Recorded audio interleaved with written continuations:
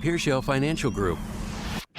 If you're looking for the latest news, insight into what it means, and the sharpest opinion, there's only one station in Chicago where you can turn, and it's this one. We're AM 560, The Answer.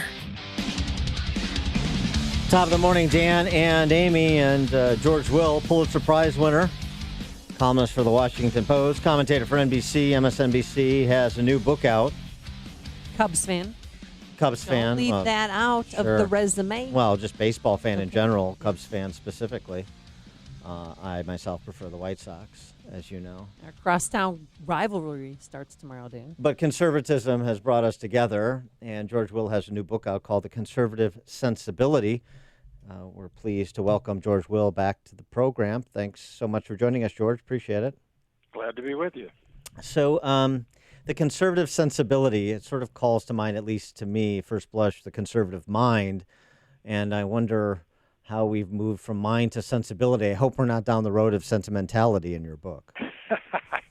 No, by sensibility, I mean more than an attitude, but less than an agenda. I didn't want to write a book telling people what to think, but suggesting rather how to think about the complexities of society.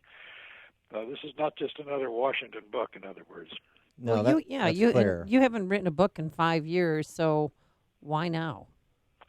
Well, I have a feeling the country rightly thinks that things have gone off the rails with the government, that something's wrong institutionally. I'm not just talking about who's up and who's down in the politics of the moment, but that for 100 years now, progressives have been criticizing the founding, particularly the separation of powers, all in an attempt to unleash the president.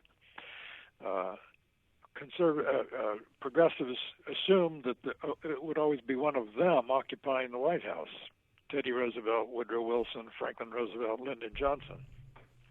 Now they have someone they're not fond of occupying an office that has been, for 80 years now, increasingly emancipated from any control by Congress, and I don't think they're happy with it. And so you would argue, going back to sort of the nation's founding, that this is the opportune time for conservatives to reassert constitutional principles limiting the power of the president when one of theirs is in, as it were.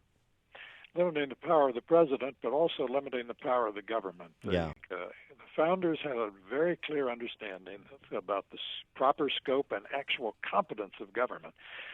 Progressives somehow reason that the more complicated society gets, the more we need government to intervene and regulate society. It's exactly the reverse. The more complicated society gets, the more government interventions are apt to confirm the law of unintended consequences, which is that the unintended consequences of intervention in a complex society are apt to be larger than and opposite to the intended ones.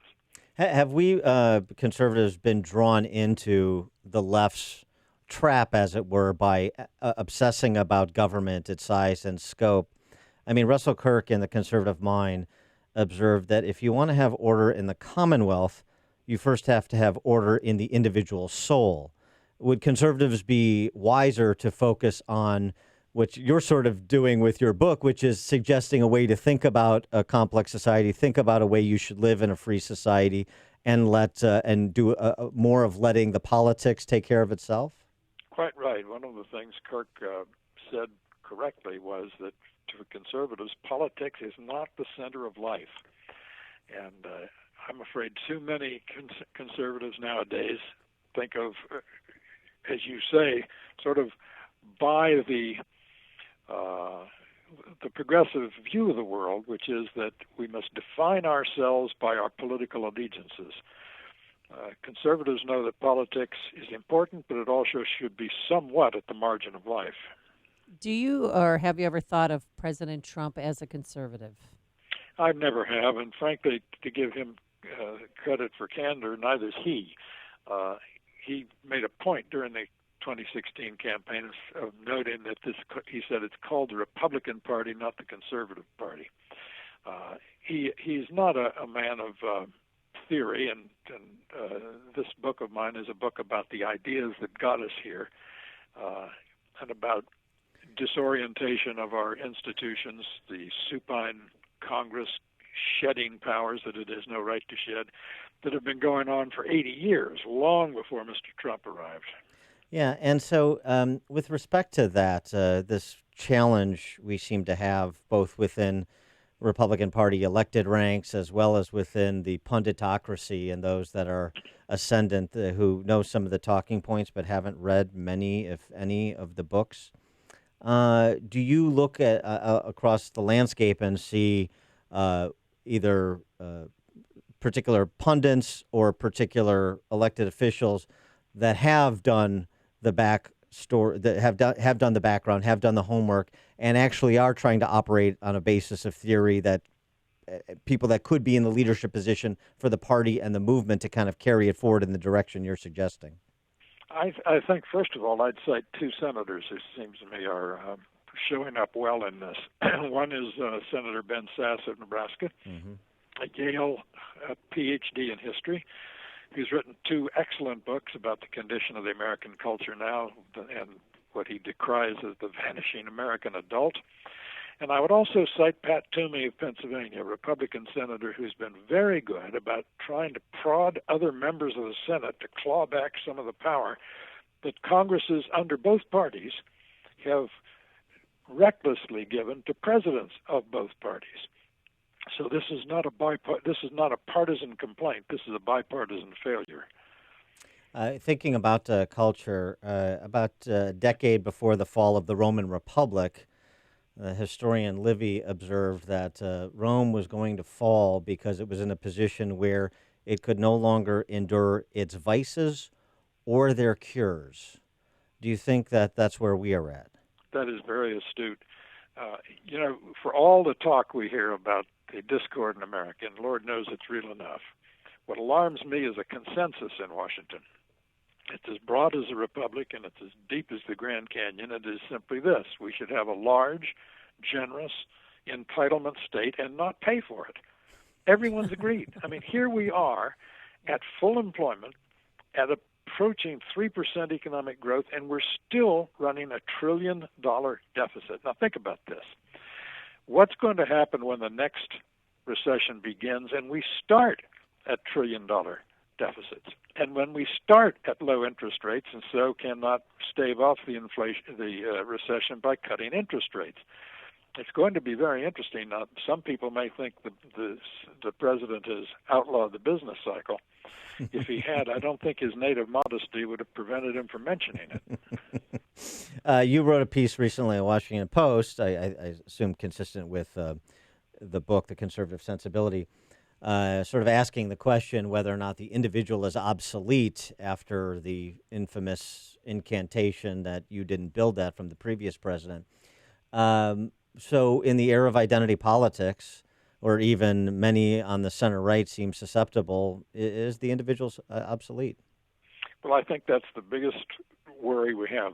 The root philosophic worry is the attempt to say that because we are, as individuals, situated in a social setting, we are somehow merely the products of our culture. Woodrow Wilson explicitly told the American people, he said, do not read the first two paragraphs of the Declaration of Independence. He dismissed it as 4th of July boilerplate. What he was really dismissing was the natural rights doctrine. And the way to get rid of the natural rights doctrine, which inherently limits government, is to deny there is a fixed human nature. The founders insisted there was. The progressives say no. Every individual is simply a reflection of an absorber of the culture in which he or she is situated. Therefore, government, by manipulating the culture, can create a new human nature, a new human being. This is the vaulting ambition that makes government most dangerous. Well, and the interesting thing about that, and we see this play out in Illinois all the time. On the one hand, there's this immanentizing the eschaton thing at play. On the other hand, it's very cynical, the big government politicians. So, for example, Illinois, which just recently legalized dope, the state senate president said, hey, look, people are going to do it anyway, so we might as well make some money on it. And that should be our new slogan, by the way. That should replace Land of Lincoln. People are going to do it anyway, so we should make some money on it. But we're seeing that play out. Put it on the license plate. Really, we're seeing that play out all over the place. People are just they're just revenue sources for the state. That's all they are. And you have these predatory government policies. I would argue New York is moving to legalize prostitution. Hey, they're going to do it anyway, so we might as well make some money on it. Get our cut, wet our beaks. That's what's going on. I would have thought the criminal law was to tell people there are certain things you shouldn't do, and there are penalties if you do them. Illinois, I hate to say it, is becoming a caricature, and I expect that in the next 5 years, there's going to be a constitutional moment when this Illinois realizes it cannot grow its way back to solvency, and it's going to come to Washington looking for a bailout, and it's going to find that the Senate, happily, which represents all the states, is going to find a lot of people who say, well, I don't think the people of Wyoming ought to bail out the people of Illinois, so it's going to be a serious crisis. Well, and you think that'll happen in the next 5 years? I think so. I mean, when you look at the trajectory of the public sector pensions and other entitlements in the state of Illinois, I do not see how you slow their growth relative to the growth of the Illinois economy. After all, the Illinois government has been the best government Indiana, Missouri, Wisconsin has had because of all the people fleeing to more congenial surroundings. But you're forgetting one thing, George. The thing you're forgetting is that in Illinois, math is just an opinion. So you can just disagree with it. You just disagree and it goes away. Math is fake news. That's exactly. George Will, columnist for the Washington Post, commentator for NBC, MSNBC, Pulitzer Prize winner, of course. His new book, The Conservative Sensibility. George, thanks for joining us. Good luck with the book. Thanks. Enjoyed being with you. Take care. And he joined us on our turnkey.pro answer line. If you're talking about it, Dan and Amy are talking about it. It's Chicago's Morning Answer on AM 560. The Answer.